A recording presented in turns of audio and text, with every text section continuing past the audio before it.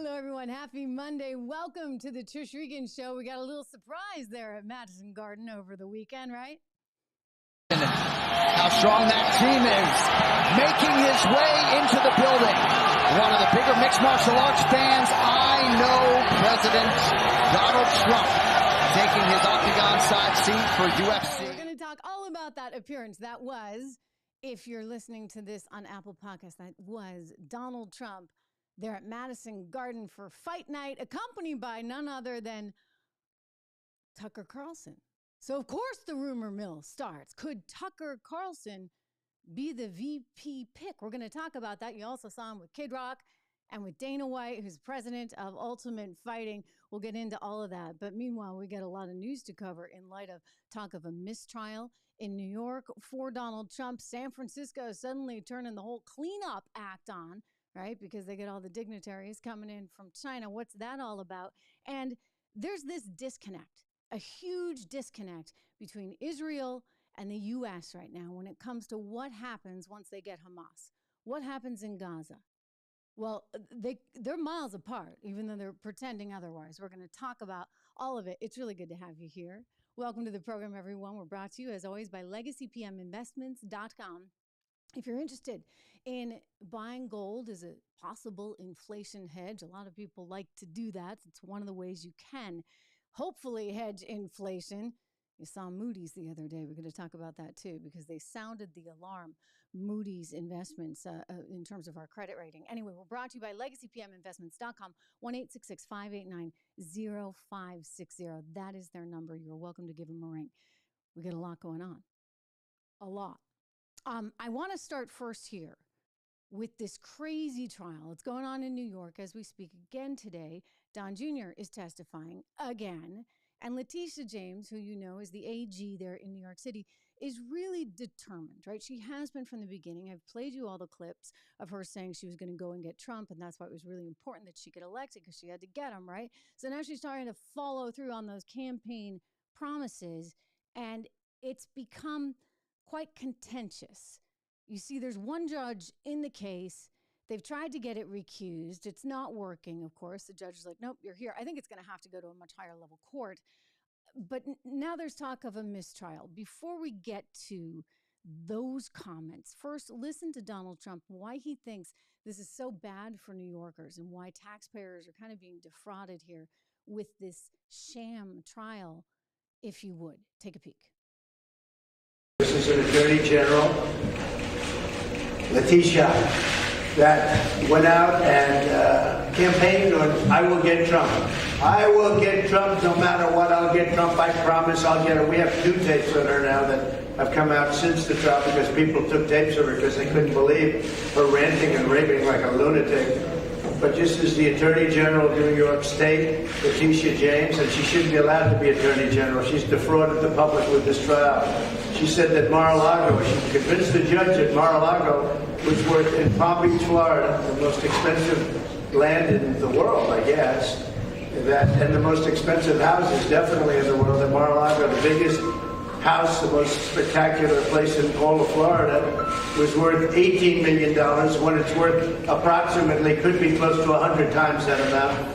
And based on that testimony and based on her convincing the judge at Mar-a-Lago was worth $18 million instead of $1 billion to $1.5 billion, which would sell very easily, which we've already proven, but we'll have people come up and say that and prove it, the most important people, the brokers that make the sales. But based on that, he ruled against me. He ruled fraud. I mean, he said fraud. They are the fraudulent people because they ruled a house that was worth 18. They put down as worth 18 million, and it's worth maybe close to 100 times that amount. Well, I don't know about that. We can talk about that, the valuation, which is definitely going to come up in this trial in just a moment.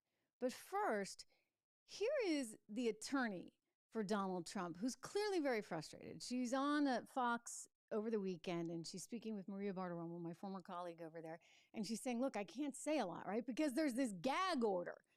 So Leticia James can go out and say everything she wants, but no, the attorney for Donald Trump can't actually say the things that she believes is necessary to protect her client. This is one of the reasons she said she's going to be filing for this mistrial. Listen to Alina Habba right here. Right now, in this Sunday Morning Futures exclusive, is President Trump's attorney, Alina Habba. Alina, thanks very much for being here today. Thanks for having me. So we just heard from the AG, Leticia James, talking about this trial. Mm-hmm. She comes out and talks a lot, but President Trump is not allowed to say anything. Yeah, we have a gag order currently against certain issues that we can't speak to, and we've seen this on many cases of his. You know, Jack Smith has moved for the same thing. And it's really, you know, it's a First Amendment right. He's also a leading candidate. He has a right to speak. He should speak about anybody and anything that he sees that's corrupt. But we do, even I, have a limited gag order. You have been complaining about the judge's clerk, and you say that the judge is compromised and the clerk appears compromised. Tell me why. Well, I actually can't tell you why because I'm gagged. Right. I can tell you that, you know, we'll be filing papers to address all of those issues. And the fact that, frankly, Maria, I can't even discuss it with you, and I'm his spokeswoman, I'm his attorney, says a lot about what the judicial system, the state of our judicial system right now. Wow. No, I mean, she's making a very good point there. It does say a lot, right, about the state of the judicial system. In other words, what is this gag order? I've spoken with Alan Dershowitz here on the show about this, the attorney, of course, very liberal guy, typically. I mean, except that he is out there trying to protect the law. When I say liberal, he's voted, as he says, Democrat his entire life. And yet he keeps saying, look, they're going too far in this. And in this particular case, they kind of seem like they are, right? They're using taxpayer dollars from New Yorkers to go after Donald Trump. I mean, I guess there's a lot of New Yorkers that probably want that to happen, but nonetheless, it's really not very good precedent here now, is it? It's not good precedent to be using taxpayer dollars for politically motivated purposes. I mean, then you start to feel, I don't know, a little like a Marxist, communist, authoritarian kind of place. But this is what they're doing, because when you look at this case, I mean, this is, to me, like, there's a whole bunch of cases out there, right? But I'm just most amazed by this, perhaps just given my business background. This is a civil fraud case. What's crazy here, though, is that there's no damages whatsoever. So Donald Trump took out a loan from Deutsche Bank. Deutsche Bank agreed to lend him the money.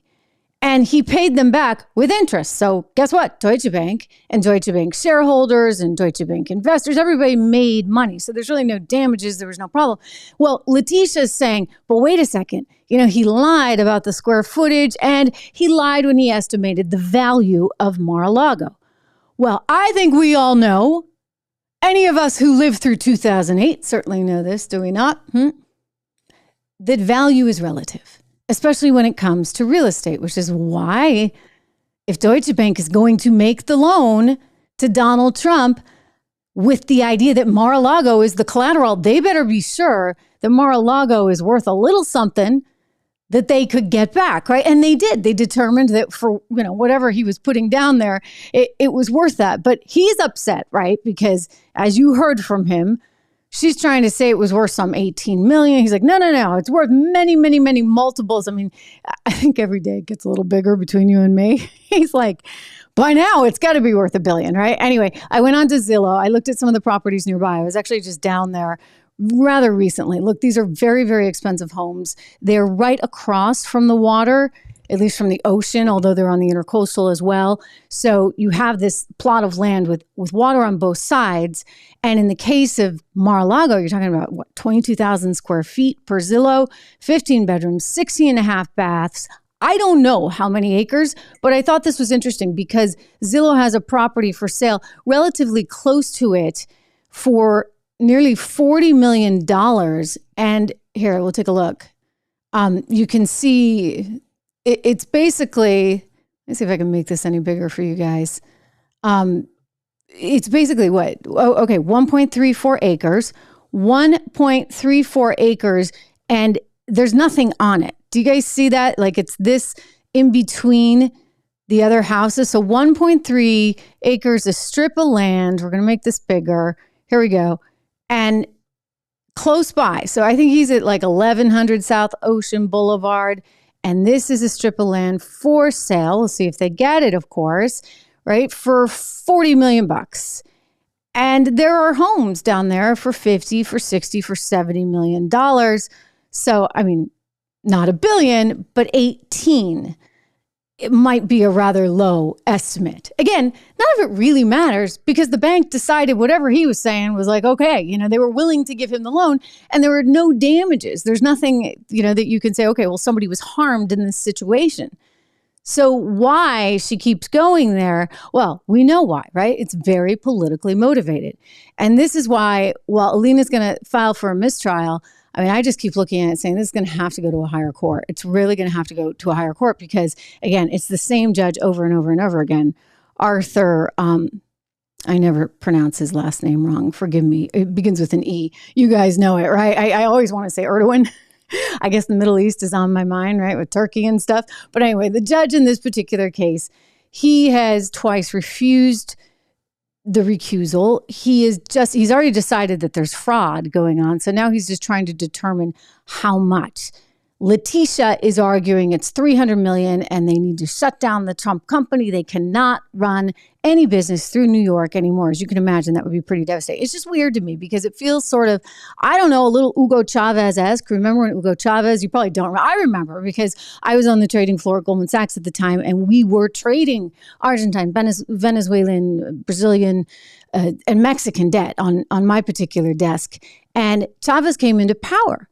And the first thing he did was he got rid of all the judges and he started going after people and going after their assets. So if you were somebody that he didn't like or he wanted to take, say, that golf course over there for the people, right, he would do that.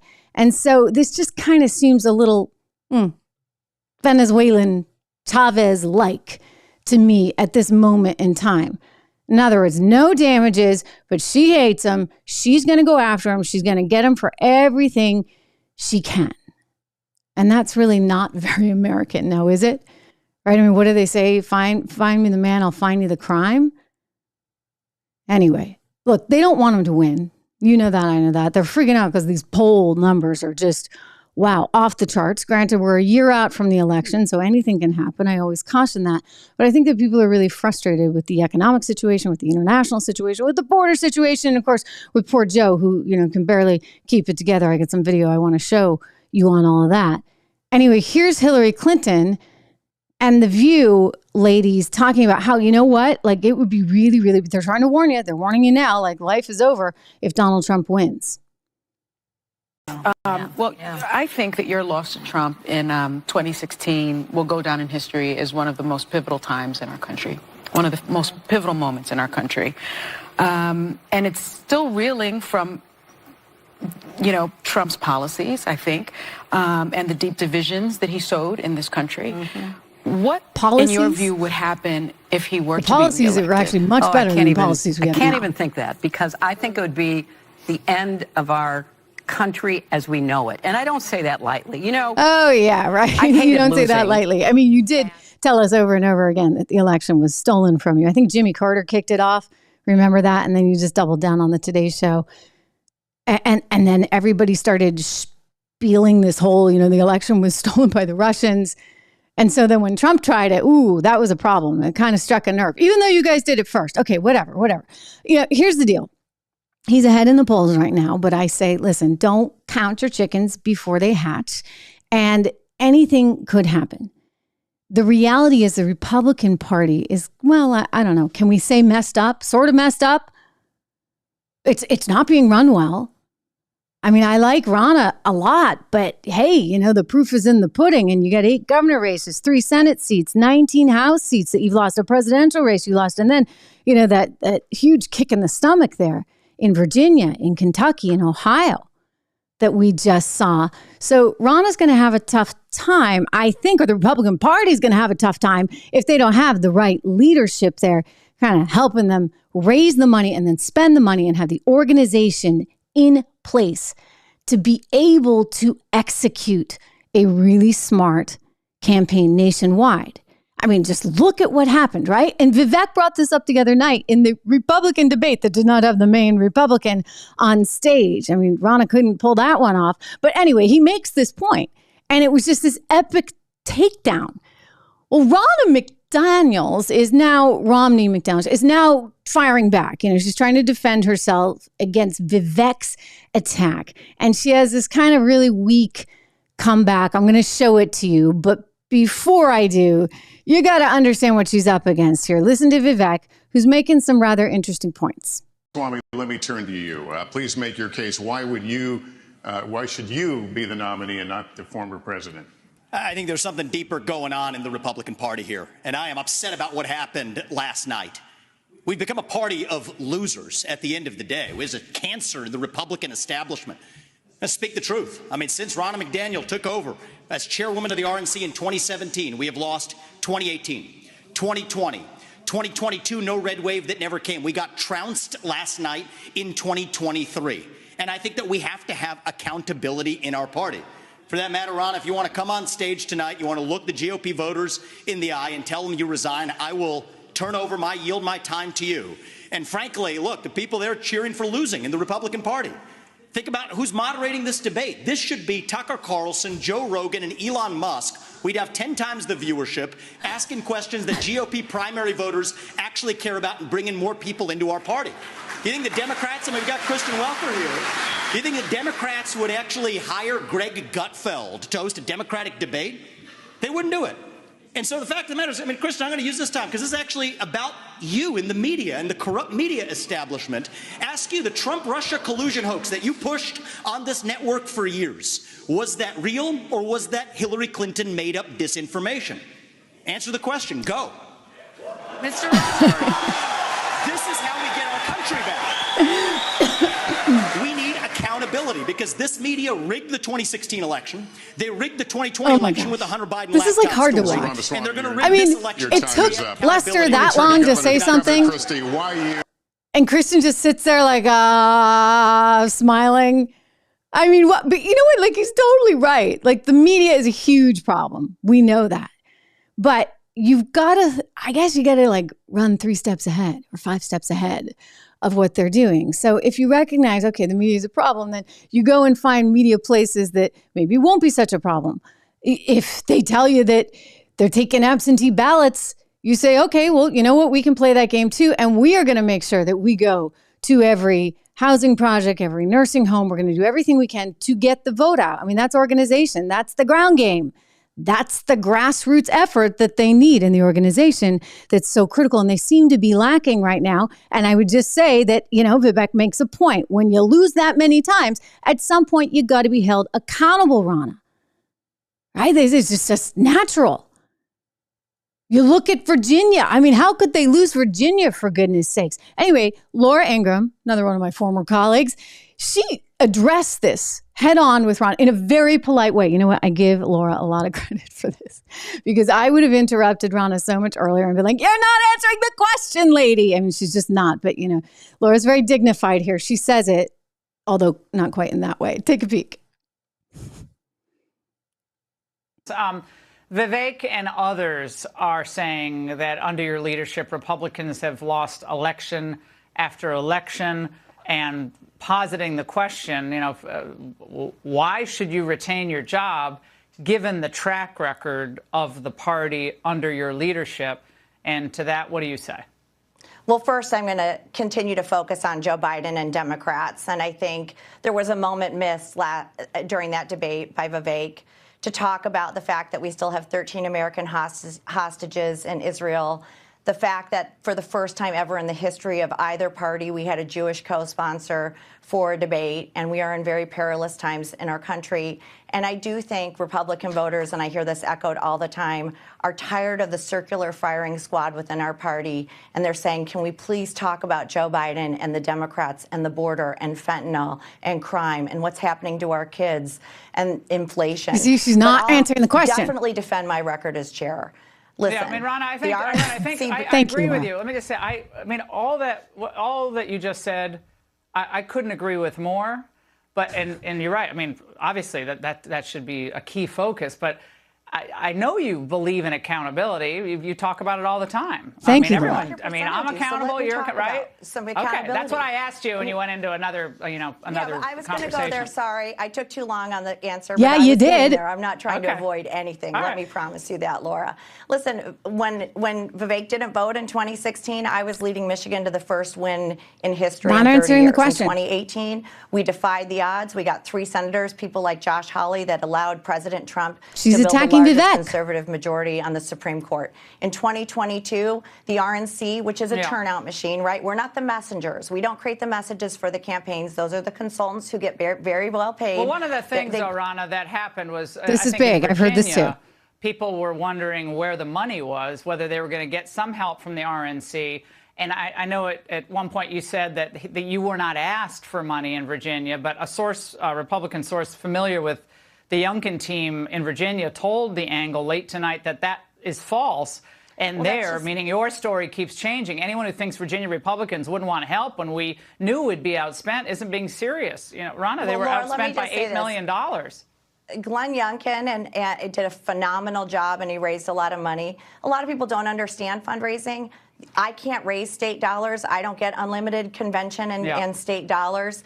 And these were state House and state Senate races. The RNC is a federal committee. Well, then what on earth is really happening? Okay, so you're going to complain about not getting enough money. Well, what on earth is happening if you're the head of the RNC and you can't figure out which states are going to need the money, Ronna, all right? If you can't game that out on the blackboard and then somehow convey to someone somewhere, gee, I think we're going to need a little bit more money in Virginia this time around because the Democrats are outspending us 8-1, then I go back to, I don't understand this.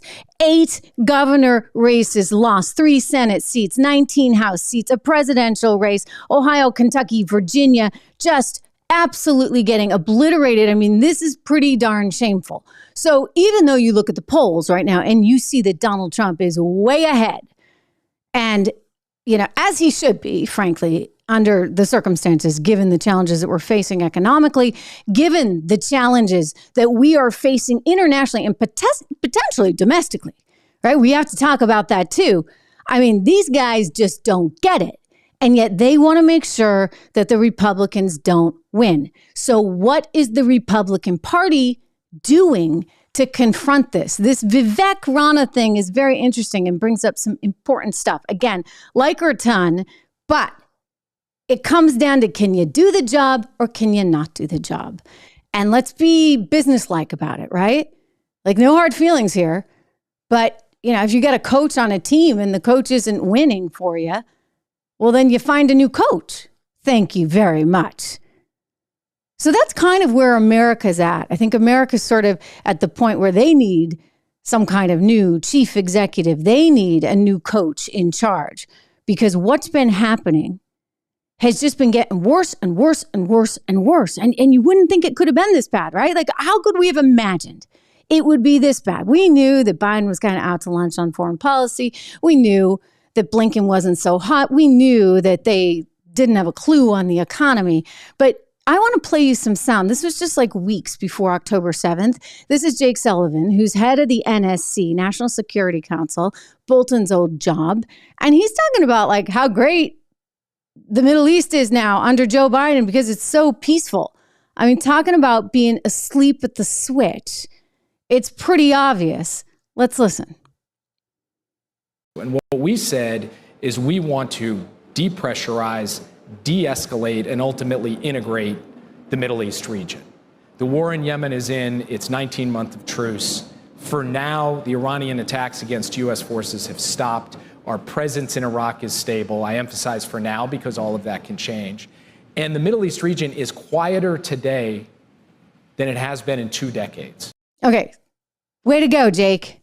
Quieter today than it has been in 2 decades. Now, why was that? Oh, because apparently you guys were appeasing them with the $6 billion so that then a couple weeks later they could plan, and by they I mean Iran, via Hamas in Palestine, which is supported, bankrolled by Iran, got the green light, according to the Wall Street Journal report, to move forward with that horrific, heinous terror attack in Israel.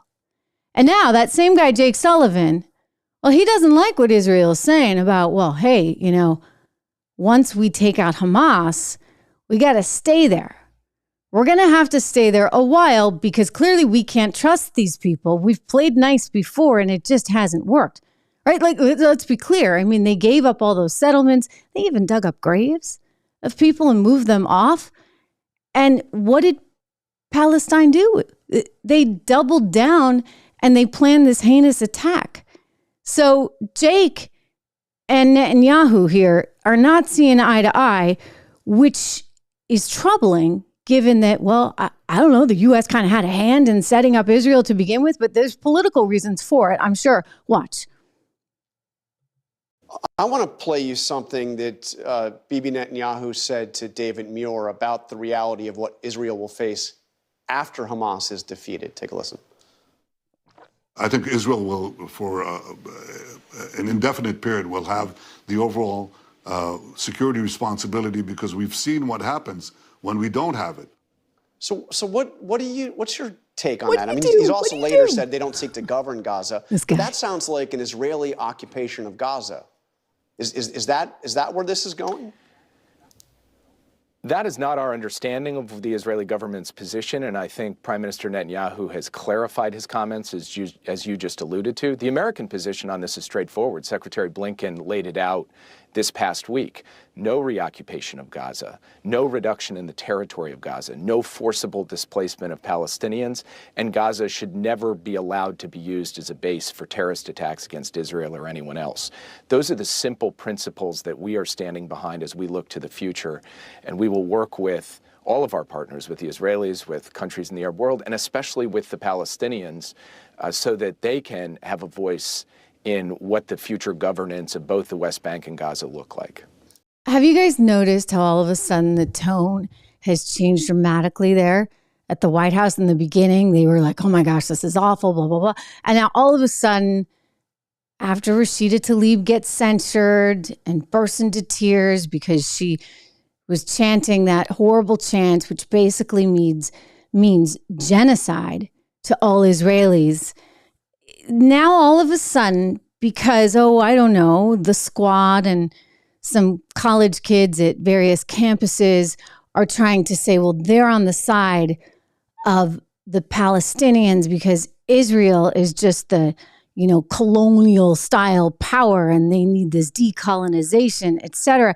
They're finding ways in their head, these academics, these students, and these politicians like Rashida, like Ilhan Omar. I mean, I get it. They're from there. They've got their own built-in bias, right? Remember that. And then what's his name? Bowman, the guy, the fire alarm guy. That's what I'm going to call him. The fire alarm guy, Jamal Bowman, what a jerk. This guy's, he should be kicked out of Congress for this. They need to censure him. He pulled the fire alarm because he didn't want them to take the vote. When we were trying to get a budget together, even though there were all these warning signs. Anyway, here he is trying to somehow say that this is really important to a big part of the constituency, and Biden better hear the warning. I think he has. People of color are disengaged. Muslims are disengaged. The Arab community is vehemently, upset at the president's handling of what's happening in Gaza. Okay. And so as a result of that, suddenly what? Now we're abandoning Israel? Suddenly we're like, no, Israel, tone it down. You can't stay there forever, even though I'm not sure that Israel really has a choice. I mean, didn't we stay in Afghanistan for 20 years because we felt that we had to? And then under Joe Biden, we got out. And look what's happened since. Dun-dun-dun. I'm just saying.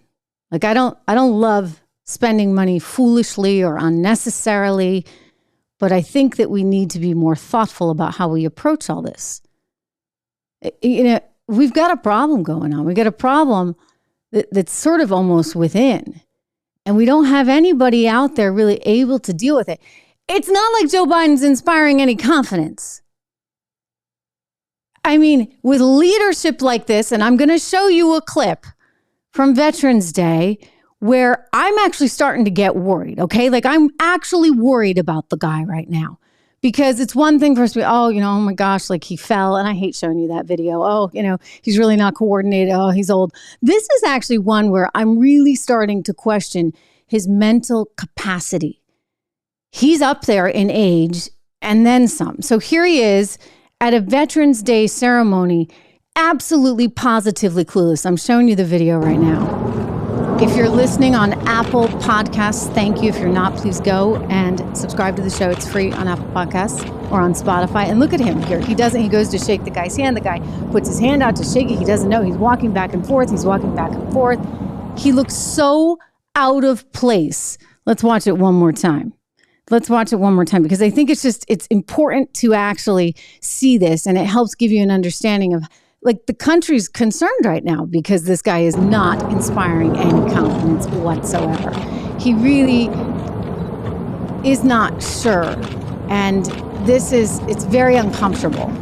Very, very, very uncomfortable to watch this. So we hope he's okay, but you get the feeling that this is kind of just sort of some kind of shadow regime. And you got Barack Obama out there talking about the Israeli occupation of Gaza. It's clear where his bias comes from.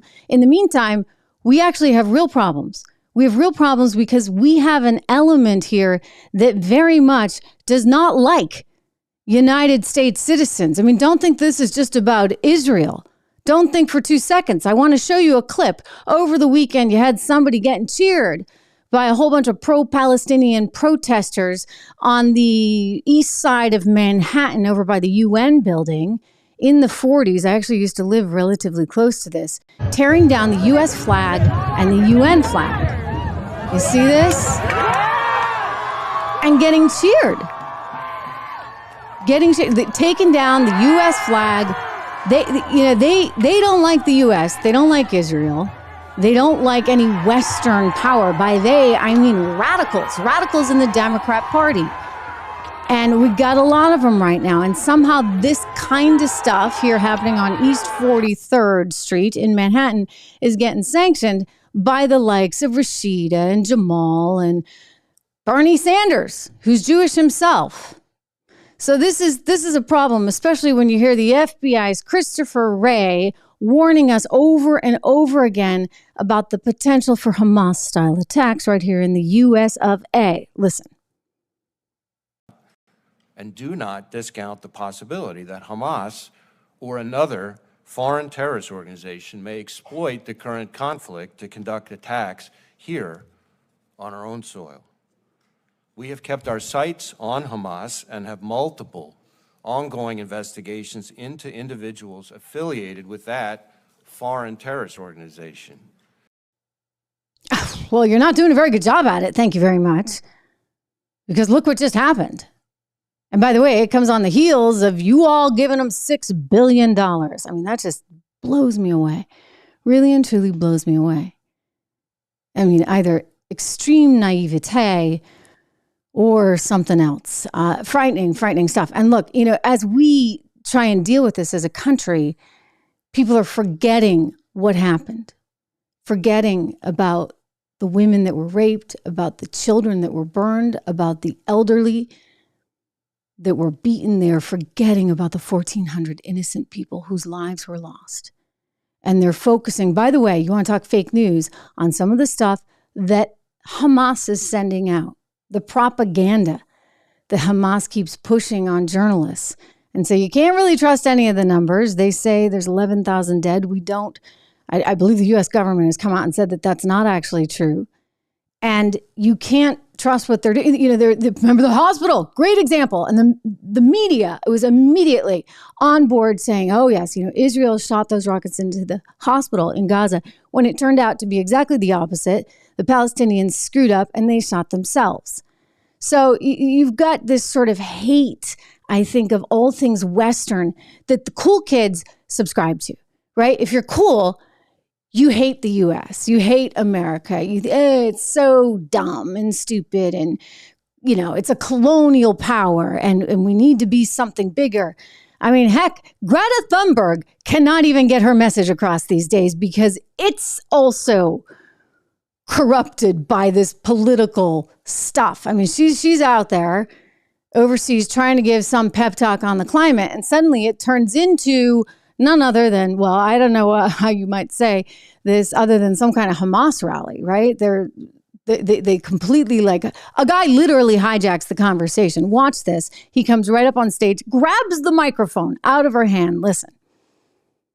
We have not been listening. The people in power have not been listening. I have come here for a climate demonstration, not a political view. This is climate demonstration. Calm down. Calm down. Calm down.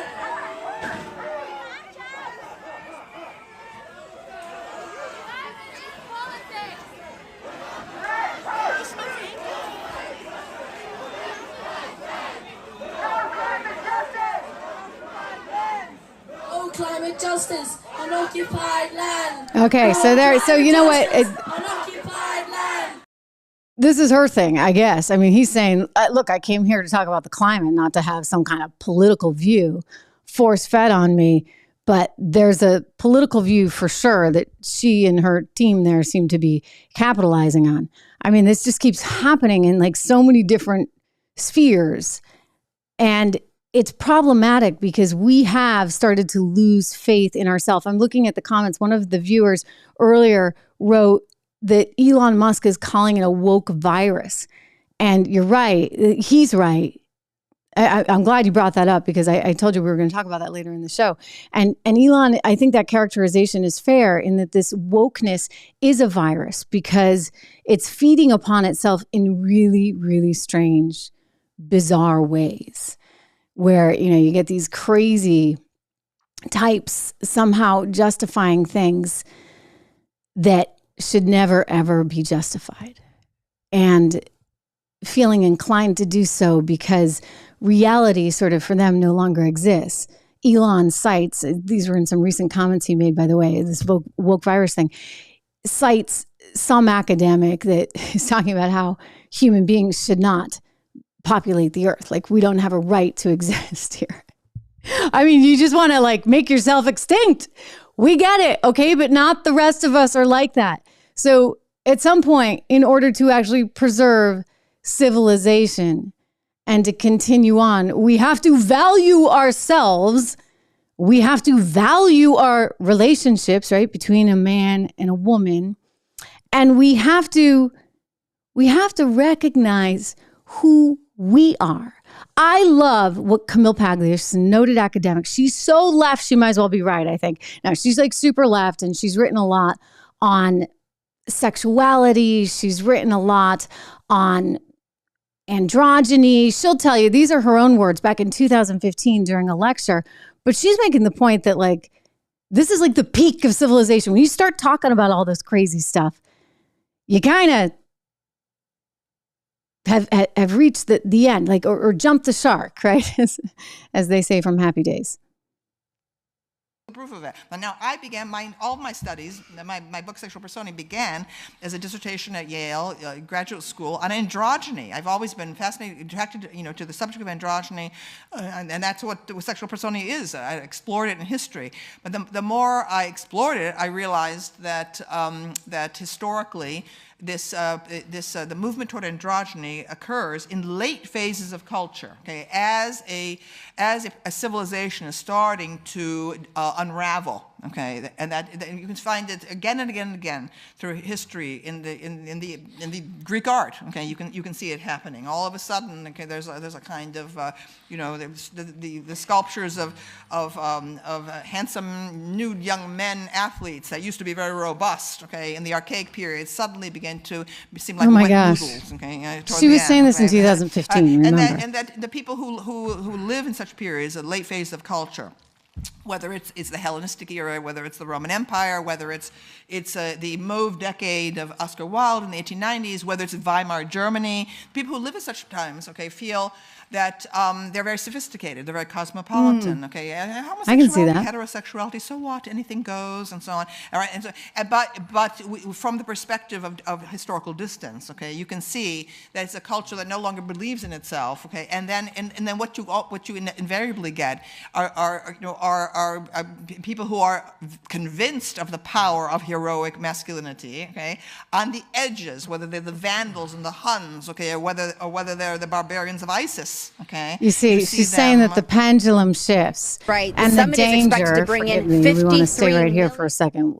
The danger is that it shifts too far in the other direction. But, for all of us in the here and now, we're kind of stuck in this end of civilization, end of culture period. And if people don't speak up and say something, then you run a lot of risks as the academic.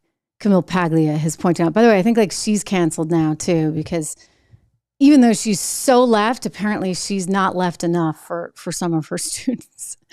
And she kind of tells it like it is, as she should. Let's go to San Francisco, because I am amazed, just amazed at how government can actually spring into action when there's something on the table for them.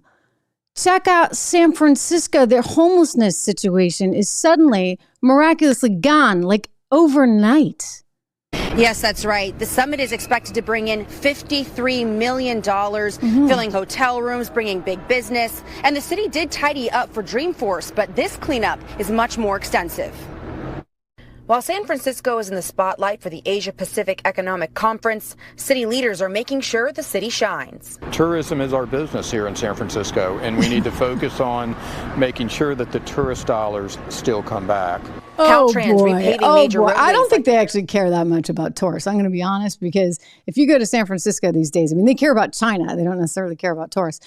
It's pretty gross. At one point, a couple years ago, I heard about a poop app. Because unfortunately there was a lot of human defecation all over the streets of San Francisco. Yay. Anyway, the point is the place is gross, just flat out gross. And nobody seems to care until there's, 53 million reasons to care. Ka-ching, ka-ching, ka-ching. Gavin Newsom, he's like, we cleaned up. I know folks say, they're just cleaning up this place because all those fancy leaders are coming into town. That's true, because it's true. But it's also true for months and months and months prior to APEC, we've been having different conversations.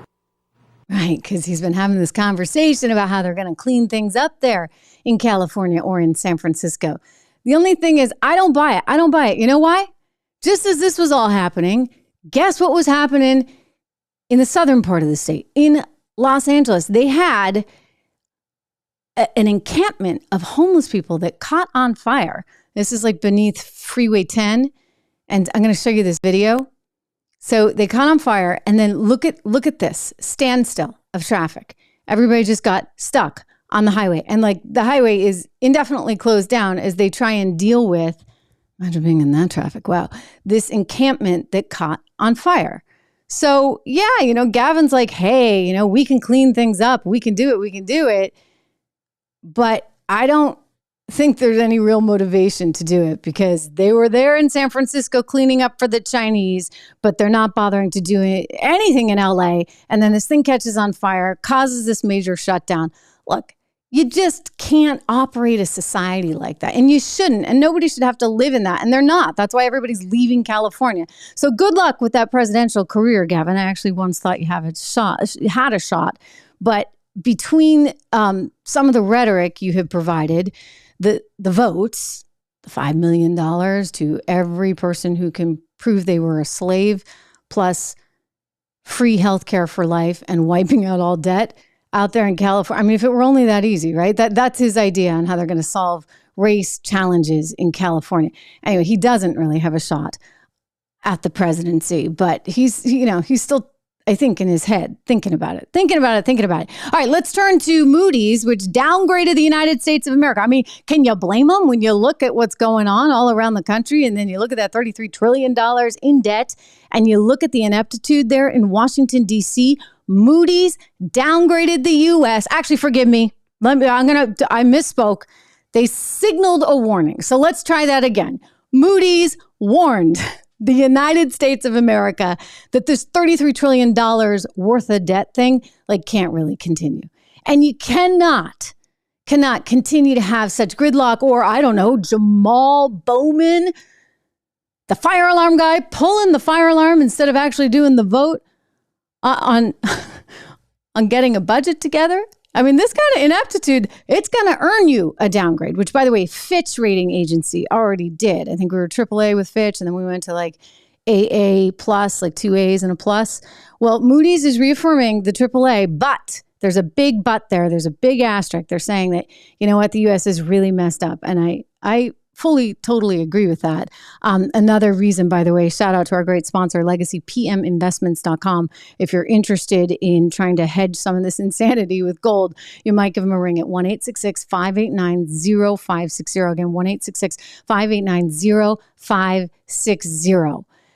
It's incredible that we're becoming so insanely irresponsible. And this is why Donald Trump actually has a real shot at 2024. And so I get that they want to have all these debates and this and that, and get other people out there and get some exposure and talk about these issues. But there is only one person right now at the top of the ticket. So I guess they're all competing for, I don't know, VP. Tim Scott just dropped out of the race and announced that he has a girlfriend, which even his staff was kind of shocked by. They said, great. And he's off and he's not interested in running for the presidency anymore. Could he be a VP candidate? I don't know. I think that a lot of people are starting to talk about one person in particular that made a surprise appearance with President Trump over at Madison Square Garden the other night. And the crowd went wild. Take a look. Tucker Carlson, Donald Trump, accompanied by Kid Rock and the president of the Martial Arts Fighters Association. Making his way into the building.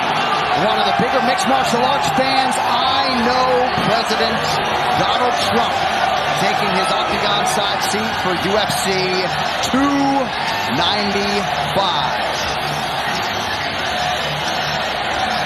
There he is.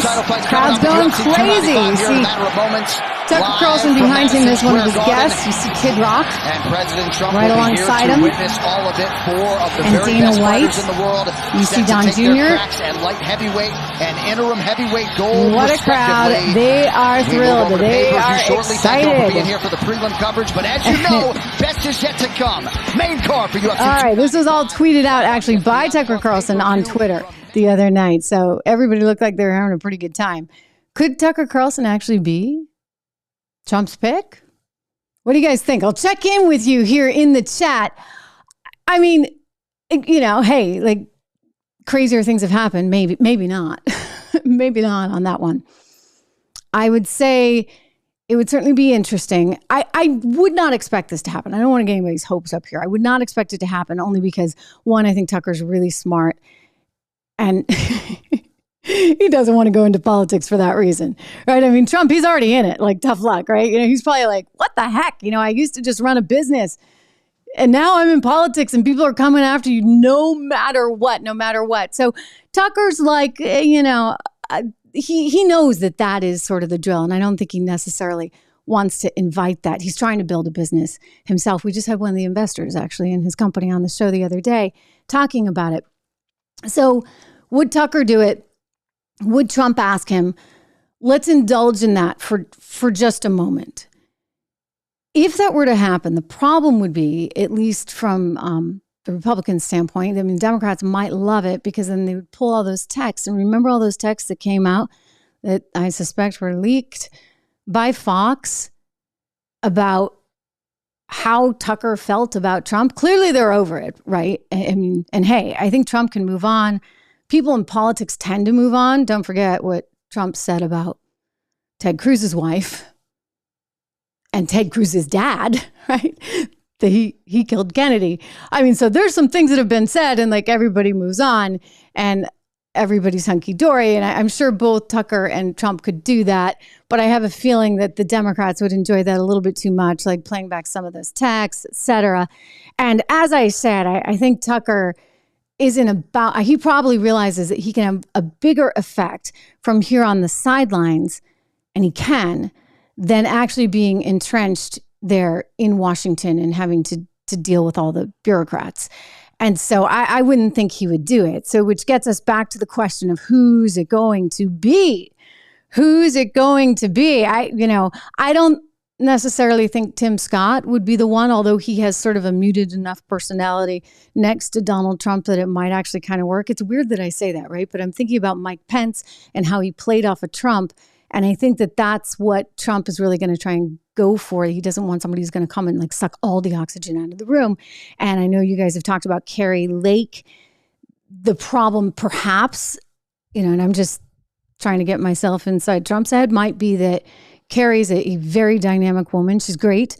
But again, like a lot of the oxygen is going to get sucked out. And by the way, she's running for Senate and, she's busy with that, and maybe she'll move on to bigger things one day. But it's kind of like, how do I say this? You got your leading man and supporting actor. So you need to cast for the supporting actor. So who is that? Right? Like take a stab. Is it Kid Rock? Is it Tucker? Is it Kari? Is it Kristi Noem? I think a lot of people think that she might be a potential. It's definitely not Ron DeSantis. I mean, that ship sailed. And by the way, Ron has said he's running to the right of Trump, for goodness sakes. It's got to be somebody who's going to be able to pull in a lot of votes. I mean, this is why George is interesting, right? With Tim Scott, and not be overwhelming. Byron Donald, PGB recommends. I hear you. Byron's been on the show. I'm a huge fan. I love it because he actually knows a thing or two about the economy. Imagine that, right? It's not like any of these people in Washington actually understand economics, but Byron does. And so he would be an interesting choice. And he comes with Florida, although Trump already has Florida, right? So as we game this out, like let's keep the ideas coming. If you don't get a chance to write them here in the chat, in the live chat, shame on you, because that means you haven't subscribed to the live edition of the show. Do me that favor if you haven't. Hit the subscribe button. But do put your comments below and let me know what you think. I mean, who could be a real contender for vice president, knowing or believing that Donald Trump is probably at the top of the ticket right now? And then meanwhile, what about the Dems? Like, who are they going to run? Like, if I were running the DNC right now, not that I want to give him too many pointers, I'd say, okay, you know what, Joe? We love you. We love you, buddy. But it's not going to happen. Like, it can't happen. It can't happen because you're not well, sir. And you know what? We need people that have energy, that are more youthful, and that are willing to just really, I don't know, at least be able to get from point A to point B. You saw the tape. I was looking to play it for you again, but you saw the tape I showed you earlier. I mean, it's just not happening. So Joe Biden is not the solution. The question is this. How strong that team is, making his way into the building. You hear that? How strong that team is? I know President Donald Trump taking his octagon side seat for UFC 295. With Kid Rock and Tucker Carlson behind him. Wow, the crowd sure likes that idea. It's great to have you guys here. Thank you for all your thoughts. I'm just reading through. Don has been here. Don Beck, I just want to point that out. He's been here from the very beginning on this channel, and I appreciate all your kind words and your willingness to remind everybody to subscribe, because I always forget. I get so busy talking and we have so much to get through. So thank you for that, Don. Great to see again so many. Mike, good to see you back here. We have a lot of familiar faces. If you're just joining us, welcome. We're a good little team over here and we're growing stronger and stronger by the day. So thank you for all your support, guys. And we'll continue this conversation tomorrow. Although, what do you know? We got some breaking news just crossed 3 minutes ago. The Supreme Court is adopting its first code of ethics in the face of sustained criticism. This is interesting. The first time ever, they're going to have a code of ethics there at the Supreme Court. It's amazing that this didn't happen before. Like, I don't get it. Like, how can you be a Supreme Court justice and be getting, I don't know, fancy gifts or trips or plane trips or whatever, or vacations from people that could have a very big influence on you? Maybe I'm just kind of Pollyanna about it. Like, I always looked at it as a journalist and thought, you know what? I have to be really, really careful. I don't want to accept so much as a cup of coffee from a source because they might assume then, or somebody might assume that there's some bias involved. And so apparently, they don't have those same kind of rules over there at the Supreme Court. I guess, I don't know, they govern themselves. And so it's been quite an issue, and seemingly more on both sides, right? So Sonia Sotomayor has been under scrutiny along with Alito, and then you've got, the Koch brothers involved somehow as well here. So I do think it's high time that we find a way to ensure that there are rules, and as a Supreme Court justice, you stick to those rules. So this is kind of a big deal. The Supreme Court, for the very first time, says it is adopting a code of ethics so that they have a way to deal, I guess, with all these gifts from wealthy benefactors. Here's an idea, guys. Why not just pay yourselves more? Can somebody get them a pay raise? Because, they get kids in private school in D.C. They're stuck there. They don't get, they just get little teeny wages. And they went through all that school. They got all that law school debt. Anyway, maybe they should be paid more. I realize it's one of the highest paying jobs in government, but clearly it's not enough because, they gotta pinch their friends for a luxury vacation. Not cool. Okay. Like, not cool. I don't care what side of the aisle you are on about this. It's just not right. Let's not leave room for this. It's why Hillary Clinton was just so with the whole Clinton Global Initiative while being Secretary of State. It's why Hunter Biden is so right? I mean, really, I could come up with a few words for that one. Really, really gross because of what he was doing while his dad was vice president. I mean, you just have to have some standards. And if this is what we're going to get at the Supreme Court, I would just say it's really pretty darn late. I can't believe they didn't have any ethics guidelines. So they've got a statement on ethics principles and practices that has just been signed by all 9 justices that they describe as the ethical rules that they're going to follow about travel, gifts, and outside income. And it's amazing, apparently, that they didn't have this. Wow. I guess it goes to show we're still a young country after all, right? Hey, great to see you guys. I love seeing you here every day. We'll do it again tomorrow. Take care.